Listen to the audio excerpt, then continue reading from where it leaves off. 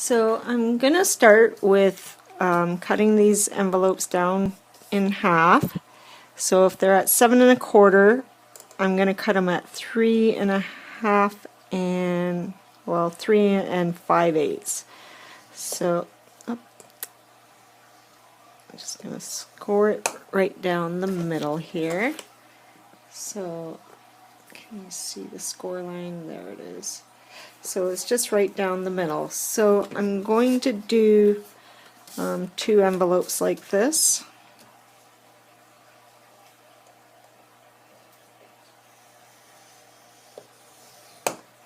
So again, you just score your envelopes right in half. Okay, so now we're just going to glue the tops here so that they're sealed. And my glue of choice is this 3-in-1 by Beacon. Unless I need a stronger glue, then I use this Fabri-Tac. So we just glue these down.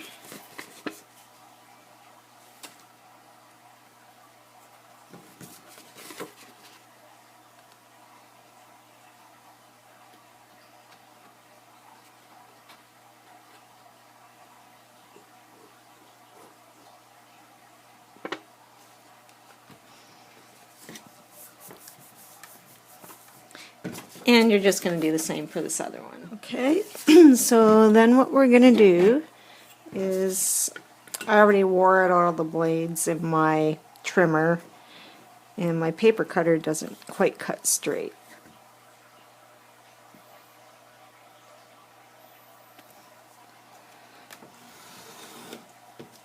So we're just going to cut these down the score line. And then we got our envelopes, and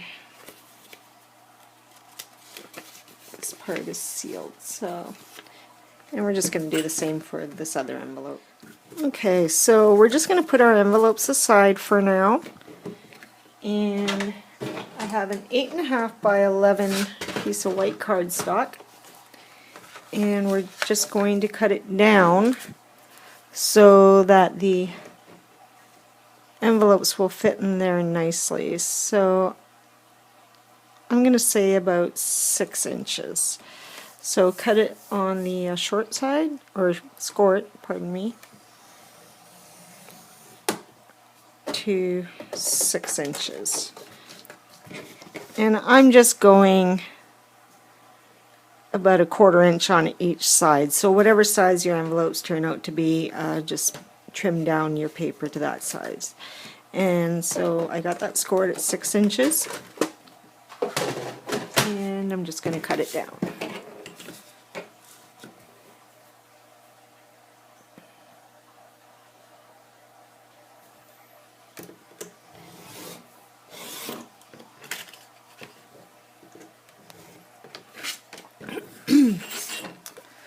Okay, so now what we're going to do is the purse is going to sit up like that. So we just need to determine how long we need to have this. So I want a bit of a gap. Now on the other purse I made, I had eyelets in there, and I didn't allow enough room. So just in case I do the eyelets again, which I may, I am just going to score this. This is at 11. So I'm going to score it at 5. And I'm going to have an inch at that end. So at 5 inches, 6 inches, and that leaves us 5 inches to fold it up. So I'm just going to remove this, and we're just going to fold on the score lines.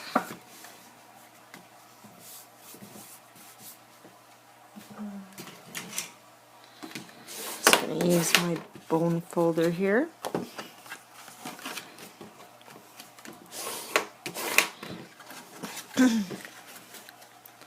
So it would sit like that, and our envelopes will be in here like that. And that might be too big, I'm thinking.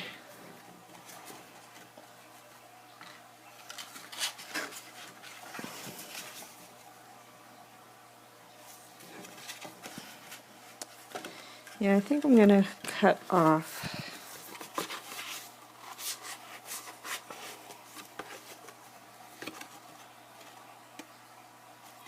So it's kind of deep. So I think I'm gonna cut off 1/4 inch on each side. So I'm just gonna measure, or maybe a 1/2 inch on each side.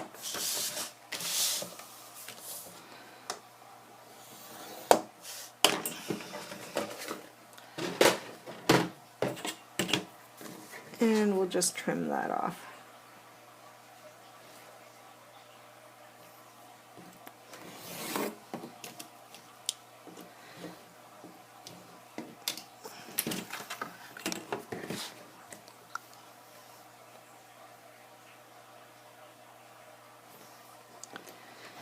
And I'm sorry if there's any shaking of the camera. I'm just trying to work around it here. Not used to working with it in my craft room like this. So yeah, I think that'd be good. So then what I did was I got some patterned paper, and we're just going to cover it up. So I'm just going to go see what pattern I want to use, and I'll be right back. So I've decided I'm going to go with one of the papers out of this crate paper. It's called Hello Love. I just got it recently, and I'm kind of really liking the clean and simple look, and this kind of reminded me of it. So they got all kinds of cool patterns in here. I think it's more a Valentine's Day theme, but I really like the papers in it. So, and I'm working on a couple of flip books that I'm using this paper with, actually. So I've decided I'm going to go with the black and white, and it's got little tiny pink hearts, so really pretty. So what we're going to be doing is we're going to be covering this whole piece with this. So I'm just going to leave a bit of a gap all around, so you can cover the whole paper fully, or it's really your choice. But I'm going to leave a little bit of a gap around mine. Okay, so if my paper measures at 6 and to this first score line, it measures 4 3/8. So I'm going to do it at 4 1/4 and 5 7/8. So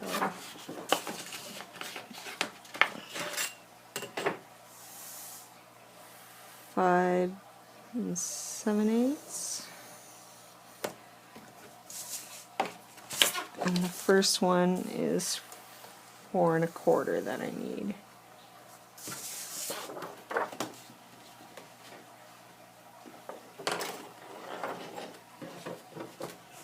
And actually the other side will be the exact same. So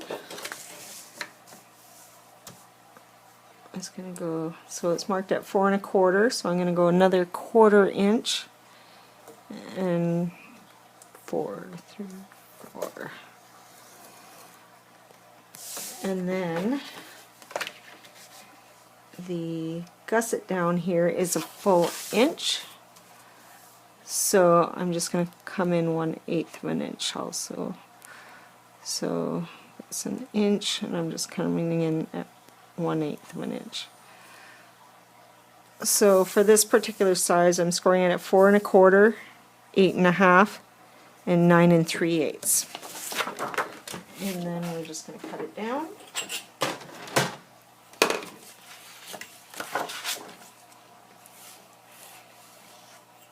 And I really hope we're not getting any headshots here.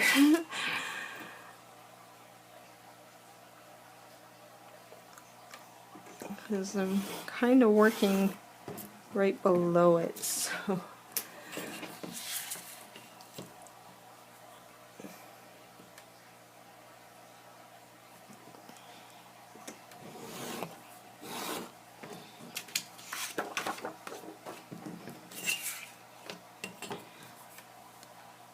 And we're just going to cut along all the score lines.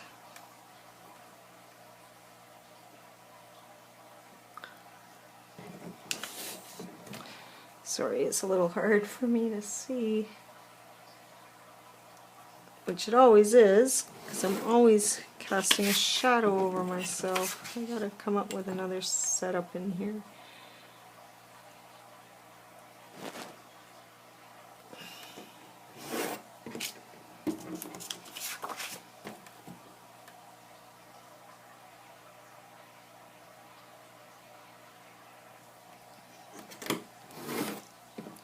And I just turn this paper upside down because it's easier for me to see sometimes where the score lines are. So just do whatever is easiest for you.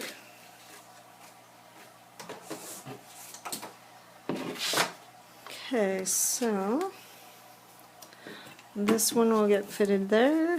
And we just want to make sure our hearts are facing the right way.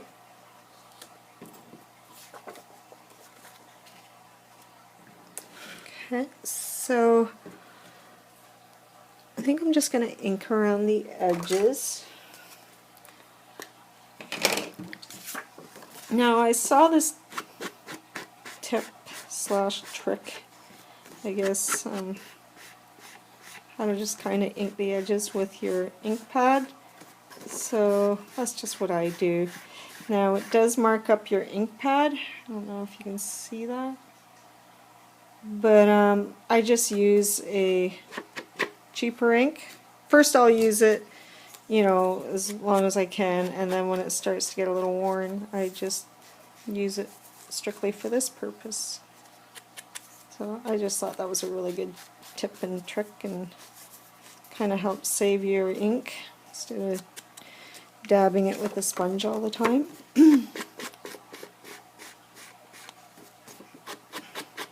Still have to invest in some of those ink blending sponges, because I do like the effect, especially when you get into working with vintage things, projects. So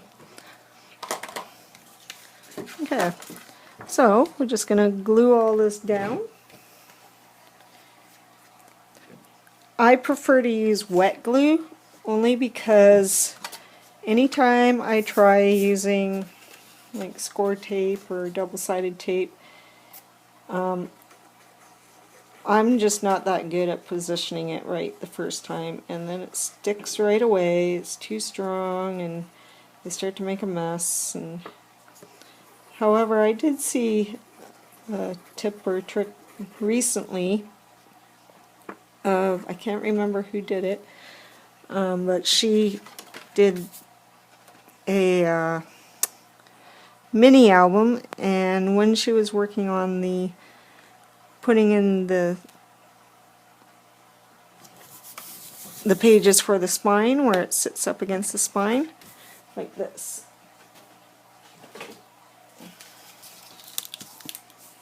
this part here, which, because I do like using the double-sided tape because it's strong, but what she does is she just runs a glue stick over it, and then she has a little bit of wiggle room. So I haven't tried it with that yet. That's going to be the first time I try that technique when I make another mini album, so then I'll see how good it works. But for this tutorial I'm just going to use wet glue.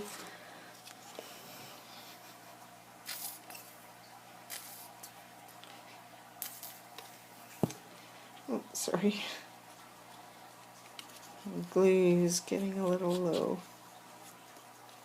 So just to save time on this tutorial, I'm just going to go ahead and glue this other piece, and as I said, just make sure the pattern's showing the right way when you stand it up.